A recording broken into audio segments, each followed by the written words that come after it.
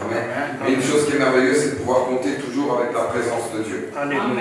Même si nous n'avons pas la présence de tous les frères et sœurs en totalité, on sait que nous avons la totalité de la présence de Dieu. Amen. Amen. Alléluia. Par la présence de son Saint-Esprit, parce que le Seigneur a dit qu'il ne nous laisserait pas orphelins. Amen.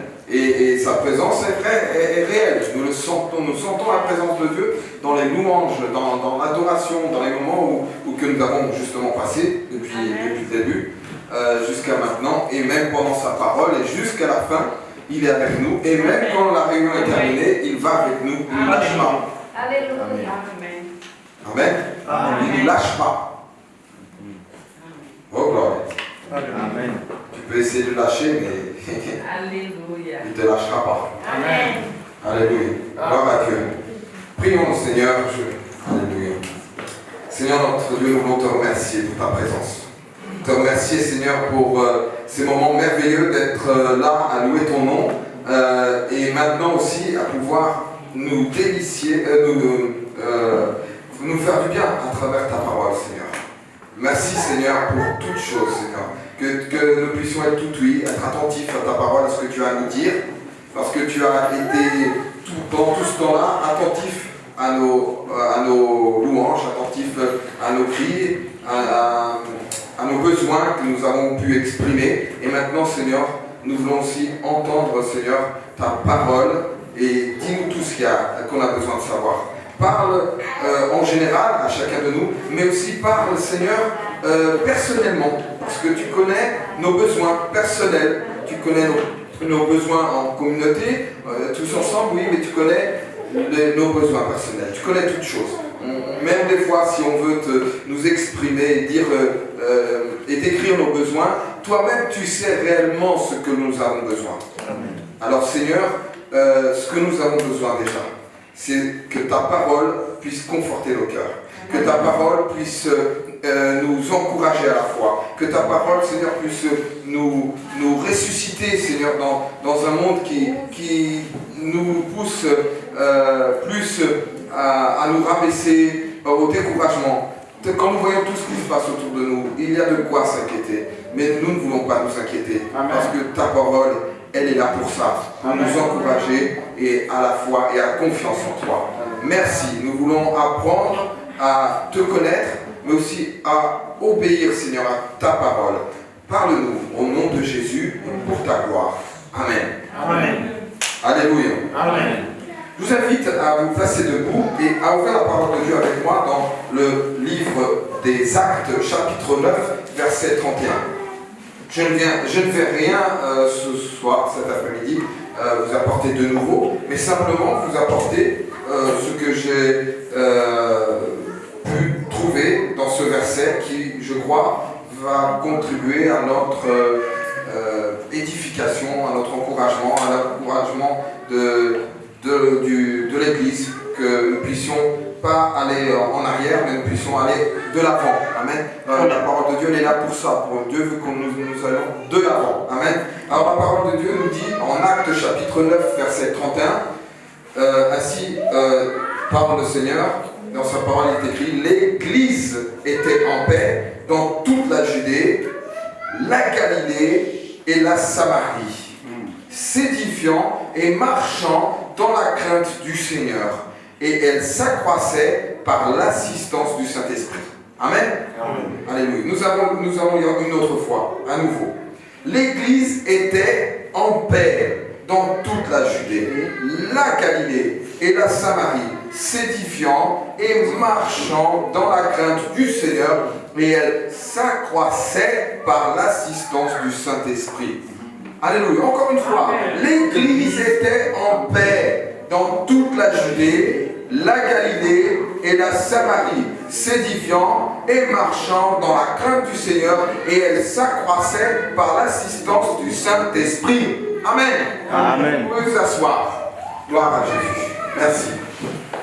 Alors, il est écrit que l'Église était en paix, et pas seulement dans une petite région, mais dans plusieurs régions. Nous voyons ici d'Israël, plusieurs régions, et l'Église était en paix. Les écrits m'ont mentionné ici, l'Église était en paix dans toute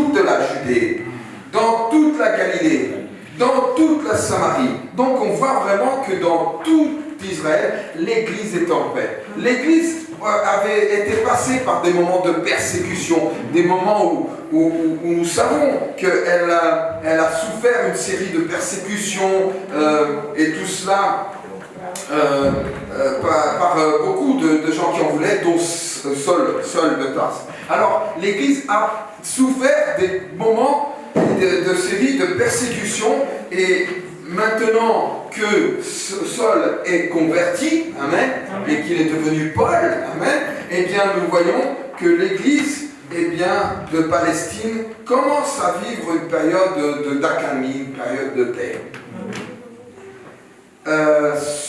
Mais c'est bien de savoir que l'Église est en paix. Amen. Amen. Amen. C'est bien. Malgré que souvent on entend dire que c'est dans les temps de persécution que l'Église a pu grandir le plus. Où des âmes se sont converties par milliers à cause des persécutions.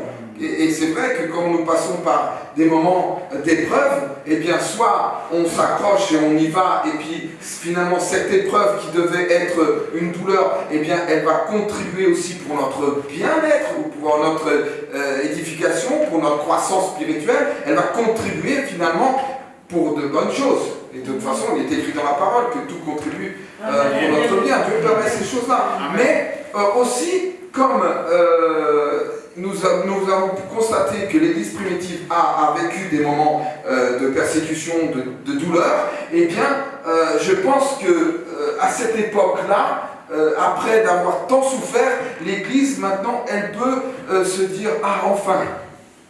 Un peu de répit, de la paix. On a tellement souffert jusqu'à maintenant, et ça fait du bien. Mais il faut que nous sachions une chose. Il ne faut pas rester dans l'attente d'une croissance, de la croissance de l'Église, simplement dans les persécutions. Il faut prendre conscience que maintenant que nous sommes dans une période de paix, il ne faut pas maintenant rester dans l'inactivité, rester comme ça. Maintenant on est bien, on est tranquille, on a déjà assez souffert. Et finalement, s'attendre, être en paix c'est bien, mais si on ne voit pas de progression, eh bien moi je préfère la persécution. Mais ce n'est pas ce qui se passait là.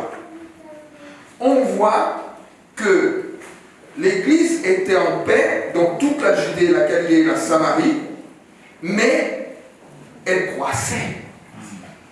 Il est dit qu'elle est en paix, mais s'édifiant et marchant, dit les Écritures, dans la crainte du Seigneur, et elle s'accroissait par l'assistance du Saint-Esprit. Vous voyez que finalement, je vois par la parole de Dieu que ce n'est pas seulement que les persécutions et la douleur qui ont contribué à la croissance de l'Église primitive. Mais même en temps de paix, elle a grandi. Amen. Elle a grandi. Alors cela veut dire que finalement, ce n'est pas les persécutions qui font grandir l'Église. Ce qui fait accroître l'Assemblée, grandir l'Église, c'est l'assistance du Saint-Esprit. C'est la présence du Saint-Esprit. Et c'est vrai que la présence du Saint-Esprit était grande au milieu de la persécution. Mais je veux aussi, comme cela fut dans l'Église primitive, qu'en période de paix, d'accalmie, eh bien, il nous faut toujours l'assistance du Saint-Esprit. On ne peut pas dire maintenant, Saint-Esprit, maintenant tout est passé, on n'a plus en persécution, on nous laisse maintenant tranquille pour vivre la foi. Maintenant, écoute, bon, que tu sois là ou sois pas là, que tu nous assistes ou pas, eh bien, finalement, voilà, on a eu besoin de toi pendant le temps de persécution, et maintenant que c'est passé, tranquille. Non, on ne peut pas accepter une telle chose, même Dieu ne veut pas. Il veut que sa présence se fasse sentir dans toutes les situations de notre vie, dans toutes les situations de l'Église, que ce soit dans des moments difficiles, dans des moments plus calmes, sa présence doit être grande. Amen. Sa présence doit être réelle. Parce que si sa présence, si son assistance n'est pas, on ne peut pas avoir de croissance. On ne peut pas s'attendre à la croissance. Amen. Amen. Alors, eh bien, finalement, la présence du Saint-Esprit en temps de paix, d'accalmie, c'est ce qui a pu contribuer à la consolidation, amen, à des progrès accomplis, à la croissance, et à la fois non seulement numérique, mais aussi spirituel. Là maintenant, ils avaient le temps même d'être à l'écoute de la parole de Dieu pour s'édifier au travers des études des Écritures. Quand on est en période de persécution, eh bien, on peut pas passer dans le temps de pouvoir être là à entendre des paroles doctrinales plus. Mais dans ces périodes, on voit que c'est l'évangélisation qui est de l'avant, on voit que c'est ces moments. Mais là, maintenant, dans une période de paix, eh bien là, on peut encore s'édifier aussi, toujours à travers sa parole et à travers les enseignements des doctrines, de la doctrine des apôtres. C'est à partir de là que les apôtres ont pu, dans ces périodes, enseigner l'Écriture dans toute sa profondeur. Amen. Et nous avons besoin de ce temps d'accalmie, non pas pour rester sans rien faire et se reposer, mais plutôt pour s'intéresser davantage, amen, à la parole de Dieu, à ce que le Saint-Esprit a à nous enseigner, alléluia, à travers des Saintes Écritures. Parce que c'est le Saint-Esprit qui fait vivre cette parole en nous. Amen. L'Église était en paix dans toute la Judée, la Galilée, la Samarie. Et le premier terme que nous trouvons ici, c'est l'édification. S'édifiant. Le terme s'édifier. S'édifiant. Amen. Alors, nous sommes là. C'est vrai qu'on peut se dire, tiens, on est dans une période d'accalmie. Une accalmie telle qu'on peut même plus se réunir tous ensemble dans sa totalité. On fait des réunions le matin, on fait des réunions l'après-midi, certains viennent le matin, d'autres viennent l'après-midi. On s'organise de manière amène à se réunir dans la paix. Mais est-ce que l'Église grandit? J'ai entendu parler que pendant que nous avons été confinés, que l'Église grandissait. Pourquoi? Parce que comme dans tout le travail séculier, dans tous nos métiers, certains ont opté par le télétravail. Et maintenant, l'Église a plus utilisé les moyens Internet, les moyens d'Internet, de médias, pour pouvoir aussi faire son œuvre.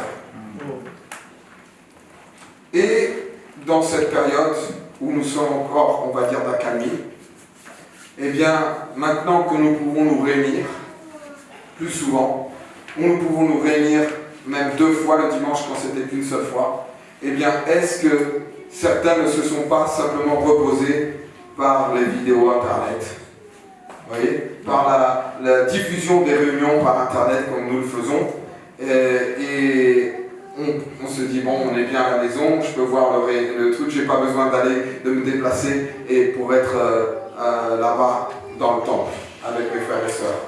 Je reçois quand même. Non, on n'est pas dans un temps de paix pour rester dans son chez-soi tranquille, à s'attendre que maintenant l'Église elle poursuit, mais elle ne doit pas simplement poursuivre, elle doit grandir. Elle doit grandir, elle doit s'accroître. Et si nous restons dans des moments où nous restons comme ça, inertes, sans rien faire, eh bien, comment pouvons-nous nous attendre à une édification?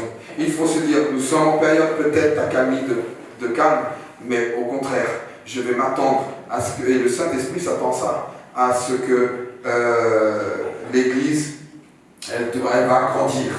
Elle va encore plus s'édifier. Et donc les Écritures disent que l'Église était là, en paix, mais s'édifiant. S'édifiant, marchant, et plus loin, cela dit, elle s'accroissait par l'assistance du Saint-Esprit. Amen. Alors, l'assistance du Saint-Esprit, elle se fait sentir quand son peuple est réuni. Amen.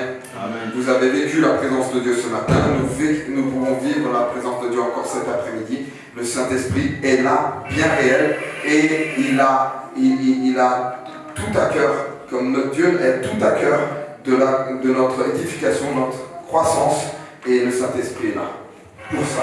Amen. Amen.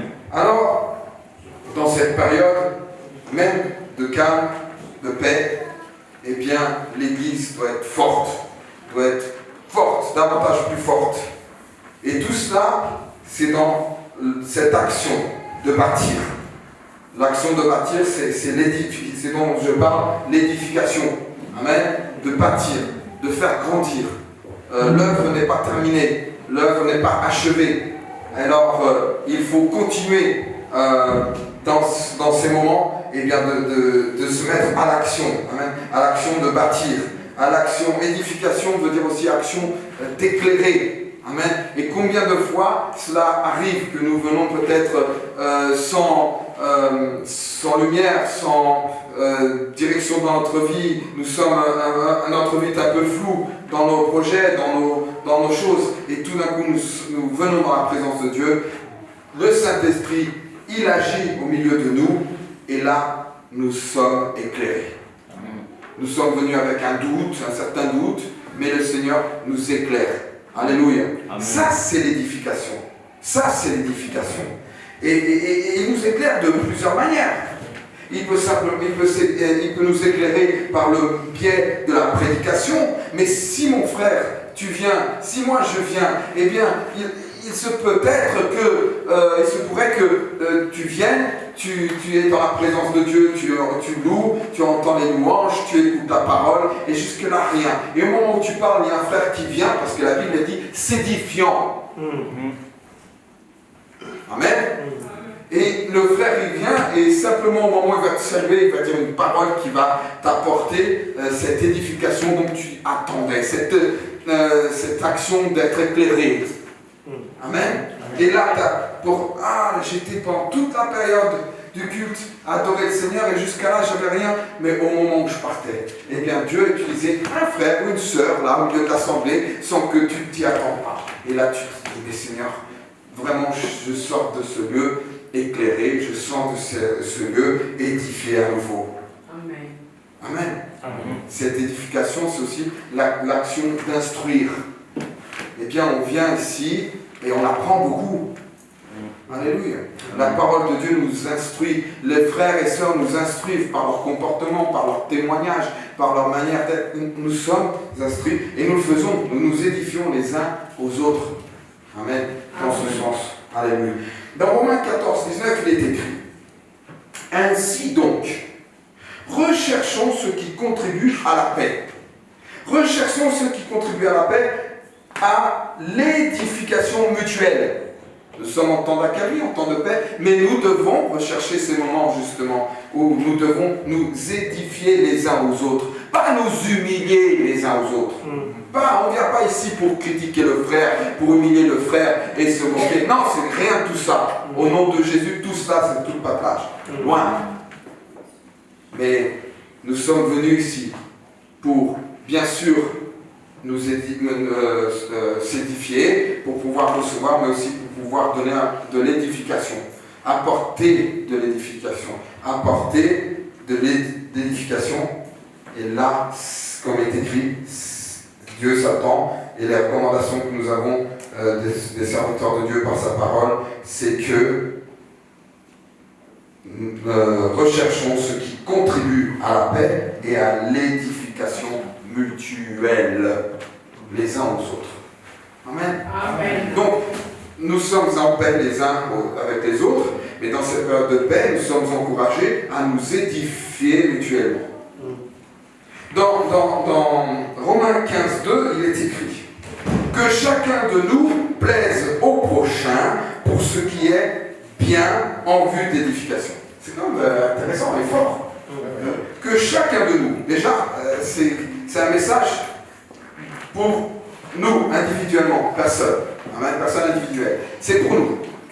Chacun de nous, eh bien, nous venons à ce lieu et que nous puissions avoir plaisir, amen, ce qui est bien. Donc, je viens à la maison de Dieu pour être avec mes frères, non pas pour essayer de chercher à trouver une faille, parce qu'il y a aussi certains qui se trouvent tellement spirituels que la première chose qu'ils essaient de trouver, c'est une faille en faire un autre pour avoir l'opportunité de tout de suite aller venir le réprimander, l'exhorter. Ah, le Seigneur m'a dit que je viens t'exhorter parce que, voilà, non. Venez pas avec l'intention d'essayer de juger ou d'aller dans ce sens. Au contraire, la parole de Dieu nous enseigne qu'on vient, on se réunit avec le plaisir que cela nous plaise au prochain pour ce qui est bien. Amen. Amen. Pour ce qui est bien, en vue de l'édification, pas en vue de la destruction, d'écraser, de rabaisser. Et non, c'est pas dans ce but-là que nous nous réunissons. C'est pas dans ce but. Parce qu'en plus, nous sommes en période de paix, en période d'accalmie. Alors quand on vient pour détruire, pour rabaisser, cela ne va pas contribuer à la paix. C'est pour ça que les Écritures disent que chacun recherchons ce qui contribue à la paix. Et ce qui contribue à la paix, c'est le fait d'avoir ce plaisir au prochain pour ce qui est bien, en vue de l'édification. C'est ça le but. C'est que moi, je viens vers mon frère, c'est pas pour l'écraser, c'est pas pour l'humilier, c'est pas pour le rabaisser. Mais au contraire, moi je veux qu'il soit un homme, une femme, un enfant, serviteur de Dieu, fort. Amen. Édifié. Debout. Alléluia. Amen. Éphésiens chapitre 4, verset 29, il est écrit « Qu'il ne sorte de votre bouche aucune parole mauvaise. Mais s'il y a lieu, quelques bonnes paroles qui servent à l'édification et communiquent une grâce à ceux qui l'entendent. » Amen. Amen. S'il y a lieu de parler, de dire quelque chose, ce n'est pas de dire quelque chose de mauvais. Si nous sommes amenés à dire quelque chose, à parler, et bien que cette chose soit une parole, une bonne parole. Là, il est écrit, s'il y a lieu, quelques bonnes paroles.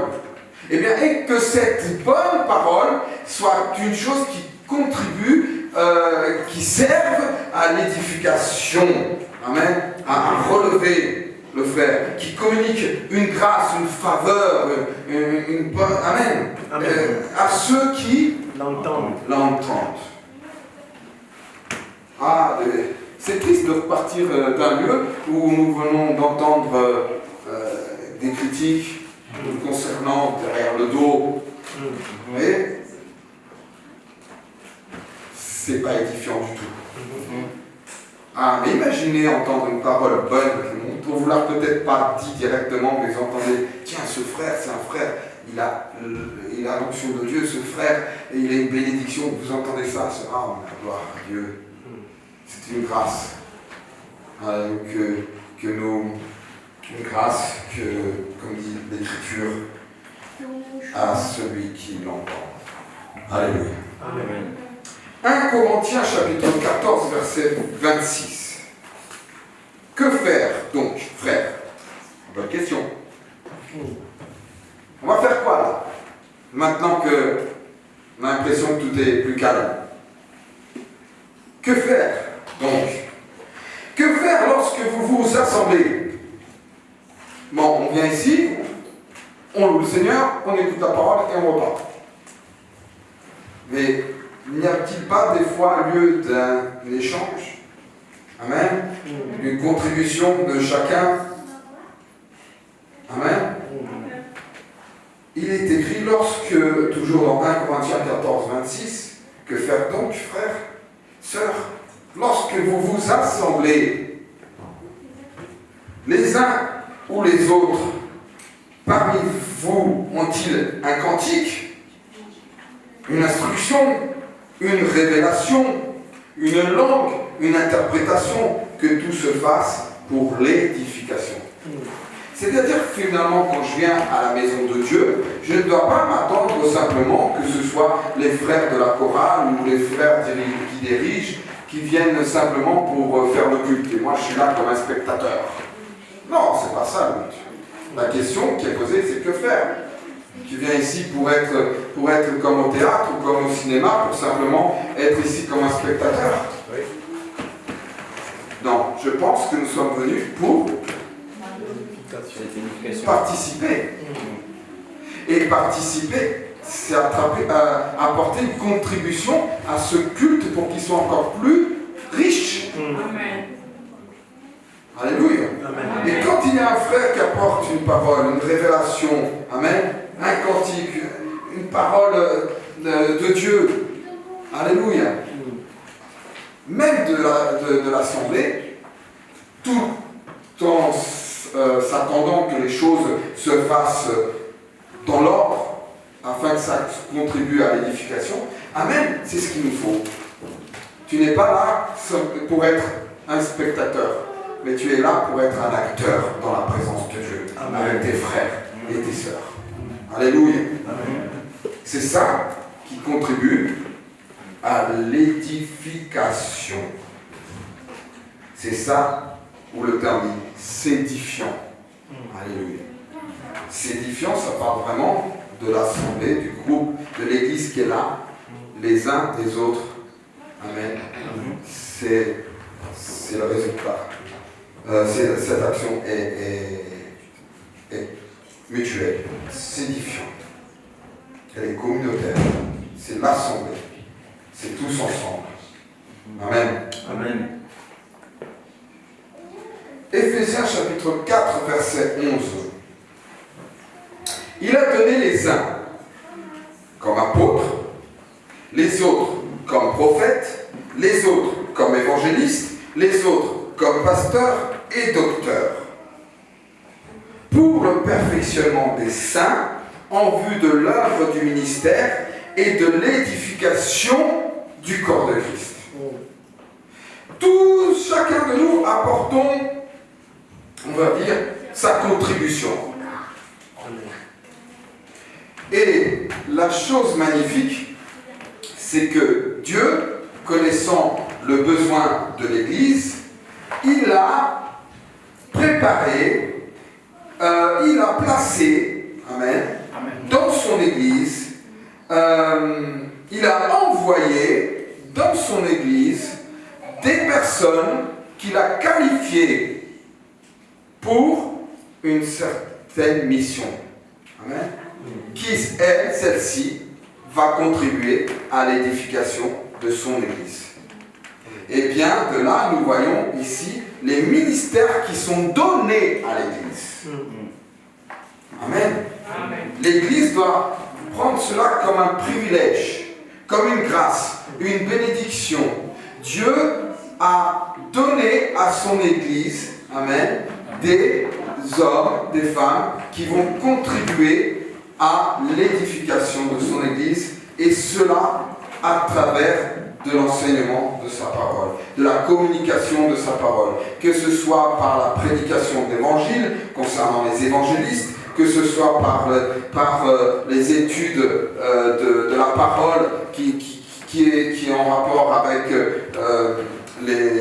le docteur dans les Écritures, que ce soit par le fait de prendre soin de son peuple, le Seigneur a mis les pasteurs, etc. Et donc chacun dans notre mission que Dieu a donnée, alléluia, à ses serviteurs, eh bien nous allons dans ce qui nous aura qualifié, eh bien apporter l'édification à son peuple. Amen. Et il n'y a pas là, quand ces hommes, c'est Dieu qui les a placés, il n'y a pas là aucune concurrence. Amen. Il n'existe pas de concurrence. On sait que quand Dieu a envoyé des serviteurs pour servir dans son Église, eh bien ce sera pour l'édification, ce sera pour la croissance de l'Église, ce sera pour que l'Église elle soit bien bâtie. Et pour cela, eh bien Dieu va utiliser ses serviteurs dans des ministères spécifiques, dans des fonctions, et que chacun de nous, dans nos fonctions, ne puissions pas rester dans une concurrence de qui fait mieux, qui fait meilleur, ou qui... Non, rien de ça. Parce que sinon cela apporte une confusion. Déjà, il y a un terme que j'avais appris quand j'avais été à l'Institut, c'est que si entre les serviteurs de Dieu, que Dieu a placés dans son Église, que ce soit des pasteurs, des docteurs, des évangélistes, dans les ministères divers que Dieu a donnés à son Église, dans ce ministère-là, s'il y a un simple nuage, on va dire, de confusion, un nuage, eh bien là, il y a un brouillard dans l'Église. C'est sûr. Il y a un brouillard. Il y a un nuage, dans l'Église, il y a un brouillard. Mais par contre, quand il y a la clarté, quand toutes les choses sont bien, quand les serviteurs sont unis les uns aux autres, l'Église voit, alléluia, qu'il y a cette unité, l'Église n'aura qu'à être encore plus unie et édifiée. Amen. Parce que nous sommes non seulement édifiés à travers sa parole, mais aussi nous savons que à travers nos gestes, à travers dans ce que nous puissions apporter, notre exemple, eh bien cela va contribuer à le perfectionnement et l'édification de l'Église. Alors il est écrit qu'il a donné les uns comme apôtres, les autres comme prophètes, les autres comme évangélistes, les autres comme pasteurs et docteurs, pour le perfectionnement des saints en vue de l'œuvre du ministère, en vue de l'édification du corps de Christ, c'est-à-dire en vue de l'édification de son Église. Amen. Alléluia. Amen. Gloire à Jésus. 2 Corinthiens chapitre 10, verset 8, il est écrit « Et quand même, je me glorifierai un peu trop de l'autorité que le Seigneur nous a donnée pour votre édification, et non pour votre destruction. Je ne saurais en avoir honte. » Nous savons que nous, serviteurs de Dieu, nous sommes là dans ce but, non pas pour détruire. Au contraire, c'est pour édifier, c'est pour relever. Amen. Il y a déjà suffisamment de choses dans ce monde qui nous détruisent. Pour que maintenant, au sein de l'Église, nous nous détruisons les uns aux autres. Non, ce n'est pas pour ça que Dieu nous a appelés. Il nous a appelés à ce que nous apportons notre pierre à l'édifice. Nous venons pour construire et non pour détruire. Amen. Et pour nous, serviteurs de Dieu, on en est fiers. Amen. Amen. On est content. On est heureux de savoir que notre contribution, elle est pour l'édification de son peuple. Tout en restant humble. Alléluia. Amen. Jésus-Christ a donné des ministères aux églises en leur donnant donc, la parole de Dieu parle, de l'autorité. Ah oui, et important, essentiel à l'édification. Amen. Nous savons que dans l'éducation de nos enfants, eh bien, s'il n'y a pas d'autorité, eh bien, l'enfant ne va pas grandir normalement. Il nous faut l'autorité. Eh bien, l'Église, elle doit accepter naturellement l'autorité humaine que Dieu a placée. Alléluia. Parce qu'elle sait que cette autorité ne sera pas là pour faire du totalitarisme. Totalitarisme.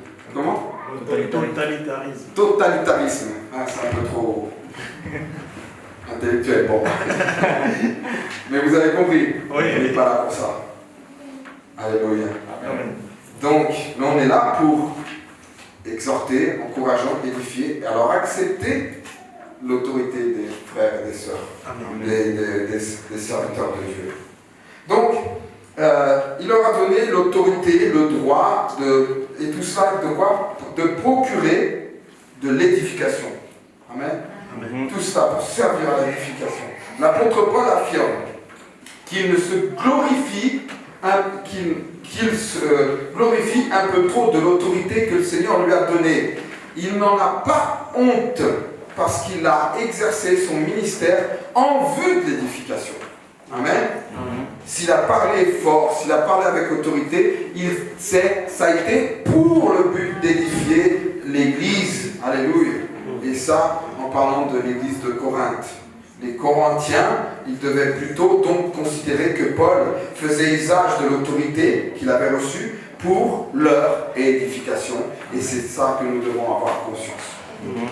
Alléluia. Amen. Donc ne prenez pas mal quand nous devons être durs depuis ce pupitre. Parce que ce qui prime, c'est la parole de Dieu. Alléluia. Amen. Alléluia.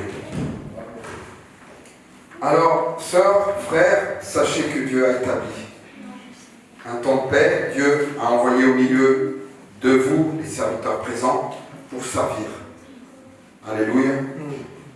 À votre édification. Il a envoyé les serviteurs présents de cette église pour servir à la consolidation des croyants, pour affermir, pour rendre stable, pour fortifier dans la foi. Amen. Amen. Et à la croissance, non seulement numérique, amen, mais aussi à la croissance spirituelle. Amen. Le nombre ne suffit pas. Il y en a qui veulent que des nombres, que des chiffres. Ah, on est 1000 dans l'église. Je dis ça ici en France parce que 1000 c'est bien. Ah, dans d'autres pays comme au Brésil, 1000 c'est une petite église. Mais si on a 1000 personnes, on est content. Mais si on a 1000 personnes et qu'on ne voit pas de croissance spirituelle, on voit que des chrétiens charnels et pas spirituels, à quoi servent les 1000 ? Mais nous voulons les deux. Nous voulons une croissance numérique, mais nous voulons aussi la croissance spirituelle. Et pour ça, nous devons nous édifier les uns aux autres. Amen. Que comme ça, on y arrivera. Amen. Amen. Amen. Acte 16, versets 4 et 5, il est écrit, Romains 1, verset 11, car je désire vous voir pour vous communiquer quelques dons spirituels, afin que vous soyez affermis, ou plutôt, afin que nous soyons encouragés ensemble au milieu de vous par la foi qui nous est commune à vous et à moi. Amen. Si vous saviez à quel point il est pour nous, serviteurs de Dieu, agréable pouvoir vous communiquer quelques dons spirituels. Si vous saviez à quel point pour nous, serviteurs de Dieu, il est agréable pour nous de contribuer à ce que vous soyez plus affermis. Mais ce qui est encore plus fort, c'est quand ce que l'apôtre Paul il va dire, ou plutôt, afin que nous soyons encouragés ensemble. Amen. Au milieu de vous. Amen. Parce qu'il n'y a pas que l'Église, entre parenthèses, les membres de l'Église qui ont besoin de cet encouragement, qui ont besoin d'être édifiés, qui ont besoin d'être fortifiés. Hein. Mais les serviteurs de Dieu, souvent, ont besoin, parce que nous sommes triplement attaqués. Le diable, ce qu'il veut, c'est atteindre les serviteurs de Dieu en premier. Parce qu'après, presque il pourrait faire ce qu'il veut. Alors, nous sommes tourmentés, mais en même temps, nous savons que vous, comme nous avons besoin aussi d'être affermis, d'être de plus en plus encouragés, édifiés. Nous avons besoin aussi d'être encouragés. Alors, le fait que Dieu me donne ce privilège de vous apporter quelques dons spirituels afin que vous soyez affermis, en même temps, Dieu me donne cette bénédiction de me sentir encouragé avec vous, au milieu de vous, par la foi. C'est une bénédiction, c'est une grâce. Amen. Que, ensemble, amen, vous et moi, nous soyons encouragés. Alléluia. En ce lieu. Alléluia. Amen. Et oui, pendant cette période d'accalmie, la parole de Dieu disait que l'Église était en paix et tous étaient dans le sens de s'édifier les uns aux autres. L'Église allait en s'édifiant. Mais il y a ici un deuxième terme où il est écrit que l'Église allait en marchant. En marchant. Alors, on va le répéter. L'Église allait en s'édifiant, mais elle allait aussi en marchant. Alléluia.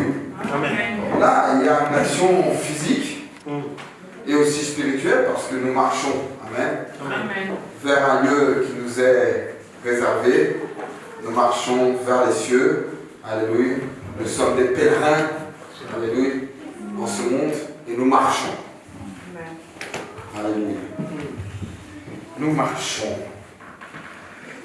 Et il y a une chose qui a contribué justement à l'accroissement de l'Église, c'est que on marche. Vous avez déjà vu comment marchent les militaires?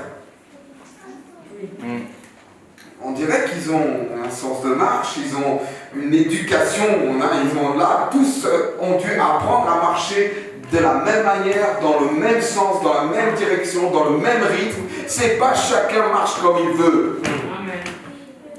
Et quand la parole de Dieu nous enseigne que c'était en marchant, c'est pas marcher chacun de son côté, mais c'est marcher tous ensemble. Amen. Et pour marcher tous ensemble, que ce soit en courant ou au pas, il faut que nous connaissions exactement quelle marche nous devons emprunter, exécuter. Et ça, la parole qui nous est enseignée, nous montre comment doit être la marche du chrétien. Amen. Et quand nous marchons de la même manière, enseignés par cette même parole, eh bien nous marchons ensemble et dans le même sens et dans le même rythme. Rien ne sert de courir. Amen. On a l'exemple je pense que c'est Jazzy qui courait plus vite pour enfin. Ouais, non, on va ensemble.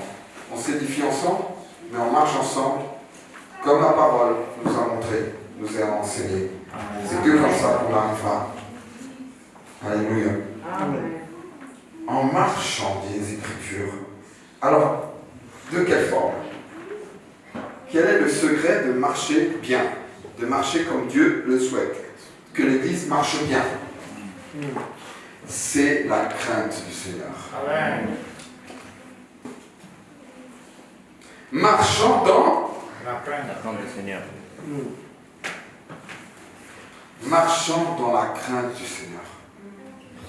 Alléluia. Amen. Je ne vais pas me rester longtemps dans ce domaine, sinon on ne partirait pas d'ici aujourd'hui. Si maintenant je apporte la crainte de l'Éternel. Surtout que la semaine dernière, j'ai fait une demi-heure de plus. Gloire à Dieu. Alléluia. Alors, marchons ensemble. Amen. Marchons dans l'unité de la foi. Amen. Alléluia. Amen. Acte 2, 42.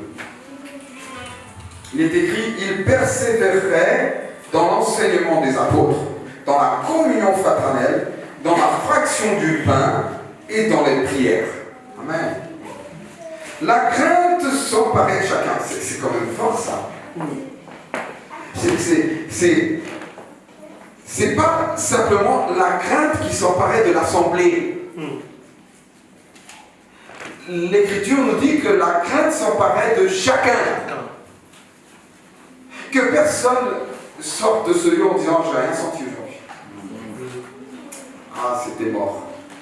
Bah, c'était mort, c'était le problème, peut-être c'est moi. Pourquoi moi j'ai pas senti? Tout le monde a senti, pourquoi j'ai pas senti? Le but dans tout cela, c'est que chacun nous sortons de ce lieu personnellement édifié. Et ce personnellement édifié contribuera à l'édification de l'ensemble. Alléluia. Résultera.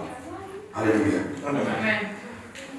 Il se faisait beaucoup de prodiges et de miracles par les apôtres. Tous ceux qui croyaient étaient dans le même lieu et ils avaient tout en commun.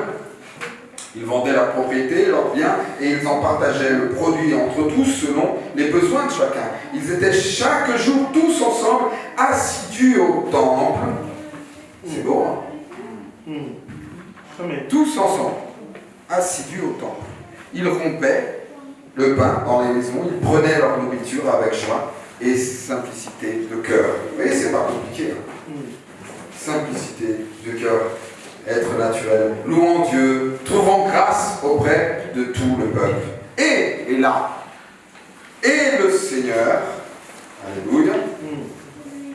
ajoutait chaque jour à l'Église ceux qui étaient sauvés. Amen. Amen. Finalement, qu'est-ce qui fait ajouter? Qu'est-ce qui fait ajouter à l'Église de nouvelles personnes, de nouveaux membres, de nouveaux frères et sœurs? Qu'est-ce qui fait ajouter de nouvelles personnes? Je pense que c'est si l'on travaille chacun à s'édifier les uns aux autres et à marcher ensemble dans la crainte du Seigneur, eh bien le résultat c'est celui-ci. Amen. Les âmes vont s'ajouter. Amen. Alléluia. Amen. Ajouter chaque jour à l'Église ceux qui étaient sauvés. Et pour terminer, qu'est-ce qui se passait dans ce temps d'Acali? L'Église s'édifiait, l'Église marchait dans la crainte de l'Éternel, et il est écrit que elle s'accroissait. Édifiait, marchait et s'accroissait. Elle s'édifiait, elle marchait dans la crainte du Seigneur, et elle s'édifiait, elle s'accroissait, mais avec la présence du Saint-Esprit au milieu d'elle. Il y a tant d'églises décrites dans les Apocalypses, et d'elles, on voit là comme un manque de la présence du Kashkisa. Vous voyez la lampe? Donc la présence du Saint-Esprit est essentielle pour l'accroissement. Alléluia. Et nous sommes pentecôtistes. Nous sommes charismatiques. Amen. Nous, alléluia, nous croyons en la personne, je dis bien la personne, pas la force du Saint-Esprit. Nous croyons en la personne du Saint-Esprit.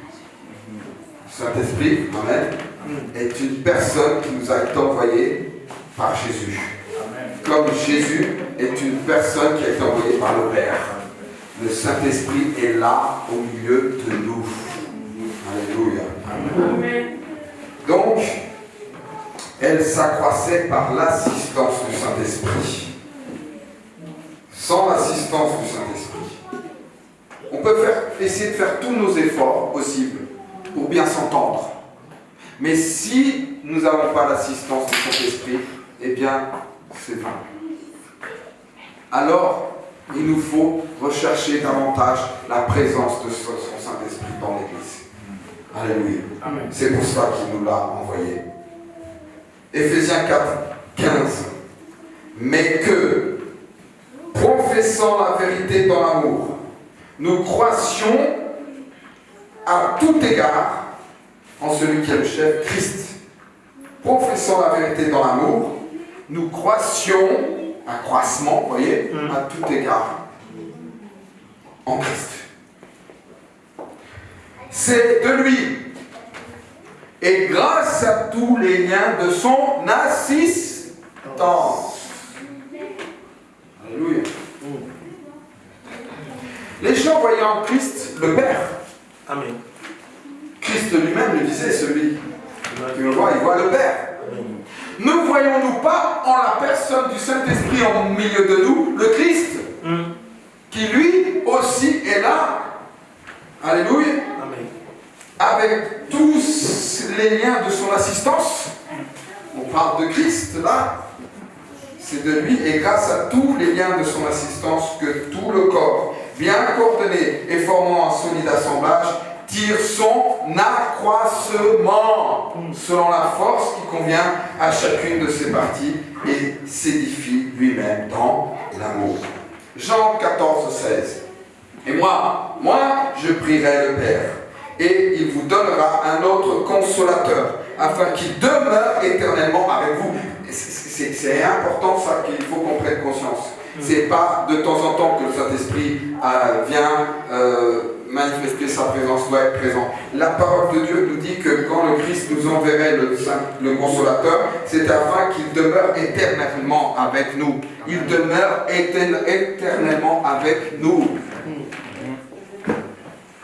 Alléluia. Il est venu pas pour venir quelques instants et repartir aussitôt. Non, il est là et bien présent. Amen. Amen. Et pour longtemps. Alléluia. Amen. Jusqu'à ce que le Christ vienne dans son avènement et il viendra chercher son Église. Et là, le Saint-Esprit ira aussi avec son Église parce que le Saint-Esprit est venu pour être avec son Église éternellement. Alléluia. Qui demeure éternellement avec vous. L'Esprit de vérité que le monde ne peut recevoir parce qu'il ne le voit point et ne le connaît point. Mais vous, qu'en est-il? Mais vous, qu'en est-il? Mais vous, alléluia, vous le connaissez. Car il demeure en vous, mais il a écrit avec vous. Alléluia.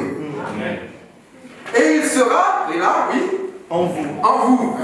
Sa présence est totale. Alléluia. Amen.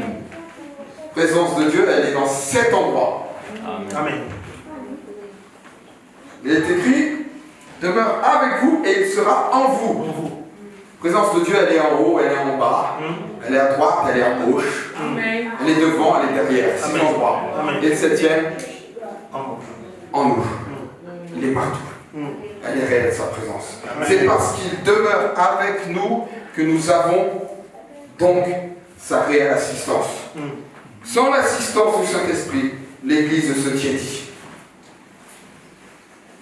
C'est grâce à son assistance que je pratique les œuvres de l'Esprit, que je parle les langues, que je suis renouvelé, que je suis fortifié, que je suis consolé, que je suis exhorté. Recherchons donc, et j'encourage l'Église, c'est pour ça que nous apportons chacun notre part d'édification. Amen. Amen. Alors, cherchons les dons, recherchons les dons de l'Esprit, recherchons le baptême dans le Saint-Esprit, recherchons, amen, Amen. désirons, réclamons, alléluia, Amen. la présence du Saint-Esprit qui va être celui qui fera en sorte que l'Église grandisse. Laissons au Saint-Esprit agir au milieu de nous. Alléluia. Amen. Faisons notre part, nous édifions les uns aux autres, nous marchons dans la crainte de l'Éternel et l'accroissement se fera avec l'assistance du Saint-Esprit. Amen. Amen. Gloire à Jésus. Je vous demande de vous placer debout et ensemble. Alléluia. Nous allons prier. Je vais demander au pasteur Anatole d'élever sa voix afin que nous puissions que le Saint-Esprit nous aide. Amen.